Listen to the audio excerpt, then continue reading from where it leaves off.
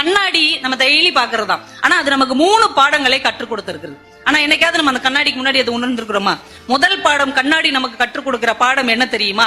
நாம முன்னாடி நின்னோம்னா நம்ம குறைகளை அப்படியே சுட்டி காட்டும். கூட்டியும் காட்டாது, குறைச்சும் காட்டாது. என்ன குறையோ அதை அப்படியே காட்டும். இது மூலமா நமக்கு என்ன தெரியுது? நம்ம சொந்தக்காரங்கிட்டயோ நண்பர்கள்ட்டயோ ஒரு குறை இருந்தா உள்ளதை உள்ளபடியா சுட்டி காட்டணும். ஏற குறைய சொல்லி ஐயோ நீ இப்படி பண்ணிட்டியா, அவ்வளவுதான் உன் ஜோலியா முடிஞ்சு போச்சு அப்படிலாம் எக்ஸ்ட்ரா ஃபிட்டிங் போடாம இதுதான் உன் குறை, இதை நீ சரி செஞ்சுக்கிட்டா நல்லது அப்படின்னு உள்ளதை உள்ளபடி மட்டுமே சுட்டி காட்ட வேண்டும் என்பது கண்ணாடி நமக்கு கற்றுக் கொடுக்கிற முதல் பாடம். 2வது பாடம் நமக்கு என்ன தெரியுமா? கண்ணாடிக்கு முன்னாடி நிற்கும் போது மட்டும்தான் அது நம்ம குறைகளை காட்டுமே தவிர கண்ணாடியை விட்டு நகர்ந்த உடனே அது மௌனமாக இருக்கும். ஒரு மனிதனுடைய குறையை சுட்டி காட்ட வேண்டும் என்றால் அவனுக்கு முன்னால் மட்டும்தான் சுட்டி காட்ட வேண்டும். அவன் இல்லாத போது முதுகுக்கு பின்னால் பேசக்கூடாது என்பது கண்ணாடி நமக்கு கற்றுத் தருகிற 2வது பாடம். 3வது பாடம் என்ன தெரியுமா? கண்ணாடி குறைகளை நமக்கு சொல்லும் போது யாராவது கல் எடுத்து கண்ணாடி மேல எரிஞ்சிருக்கிறோமா?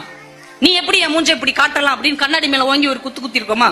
கோவப்பட்டிருக்கோமா? எரிச்சல் பட்டிருக்கோமா? அது மாதிரிதான் யாராவது நம்முடைய குறைகளை சொன்னால் இவன் தாண்டா சினிமால வர்ற நம்பியார் மாதிரி முறைக்க கூடாது, எம்மன் ராஜத்தை பார்த்த மாதிரி பார்க்க கூடாது.